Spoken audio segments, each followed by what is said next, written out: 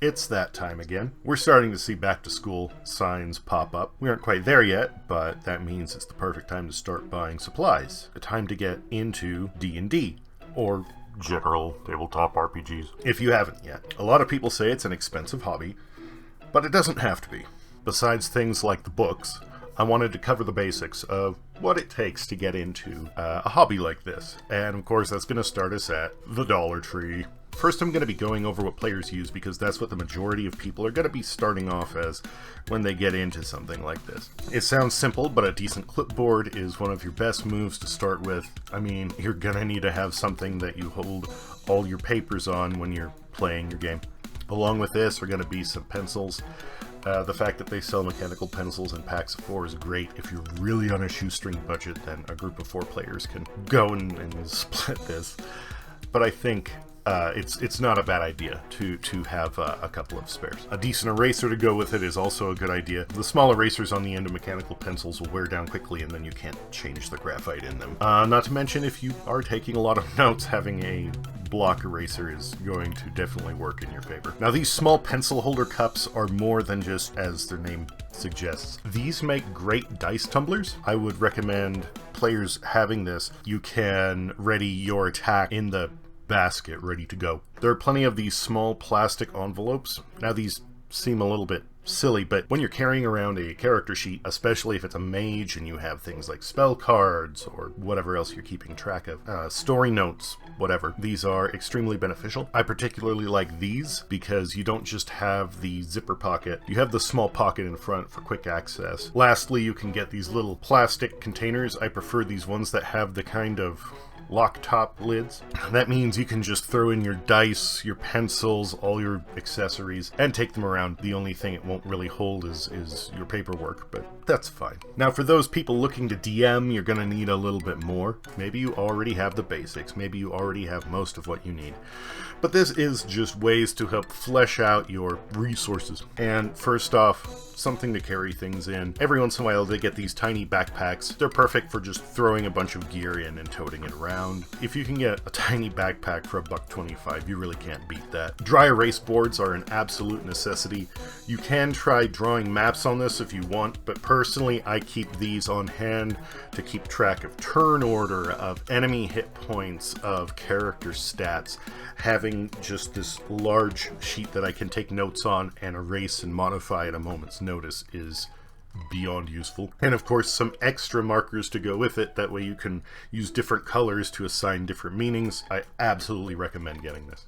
Of course, there's a whole variety of different types of binders and paper at your disposal. You don't need a ton, but getting just a couple of binders to hold your adventures and some page separators for modules or things like that will make it much easier to transport and to flip to whatever it is you're looking for. Multicolored pens might seem a little bit fancy, but I have to seriously recommend them, especially if you are drawing out maps on grid paper. Having a wide variety of colors to choose from to denote where walls are, where doors are, where water is. Just a splash of color makes a big difference in a simple grid-based map. I love these magnetic clips. I can take notes that I'm going to reference later, pin them up, and then stick it on any simple metallic surface. Sometimes this is the edge of the table that I'm sitting at. Sometimes this is even the wall behind me next to a window frame or where the studs are in the wall. So a couple years back, I went out of town to visit some friends and give them their first sort of D&D experience. And because we didn't have a play mat to work with, I literally just bought one of these checkerboards, unfurled it, and then this became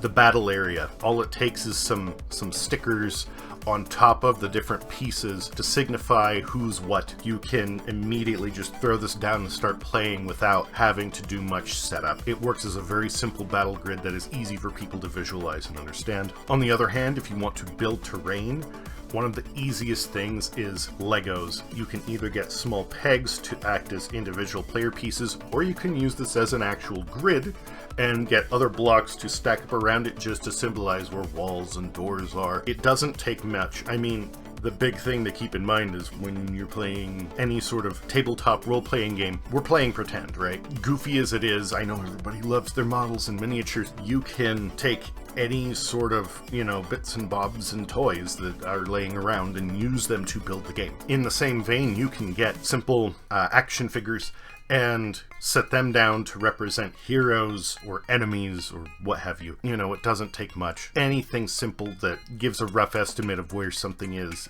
fantastic. These silly little plastic dinosaurs also work great. Whatever figure is being used doesn't exactly have to be what that creature is, as long as people can differentiate at a glance between shape and color. Okay, so these silly silverware trays are actually great for separating out what do you want as far as where your dice go, where your figures go, where your writing utensils go. These are perfect for breaking them into different categories and quickly sorting what you need access to. And then, of course, being a DM, you want to have certain things on hand for players that show up at the last second and forgot to bring their dice or their pencils or whatever. These small totes are not only great for separating out other things like figures or battle mats, but they are good to give to players as temporary holders for whatever you let them borrow. These are not as nice as some of the larger erasers, but you can get these multi-packs, which having a few, again, having them as spares for players or in case you misplace something are super handy. And then goofy as it is, you can have these tiny cups distributed to act as dice tumblers, because let's face it, you are really only going to need a few dice whenever somebody makes a standard attack roll or save or what have you. Not that it's absolutely necessary, but if you do wind up in a situation where somebody is rolling d6s or 2d6s if you want extra impact,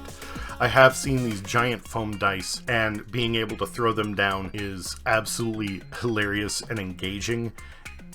Even if you're not trying to do something on the cheap, having these as a reserve for just fun, enjoyment factor, just a little bit over the top. And of course, soon we're going to be entering Halloween. It's going to be just a few months away. Sometimes at Dollar Tree, sometimes at Dollar General, they will sell these small figurines, which I'm actually quite fond of. They almost work perfect. They're super cheap, and they have witch ones, they have skeleton ones, they have pirate ones, and they work great for being differentiated little enemy figures. If you want to paint them, great. If you don't, either way. And that's about it. You could get the books, although there are plenty of resources online for the base rules that are free, so that's great for getting you your initial start. As long as you get those and some dice, then wait.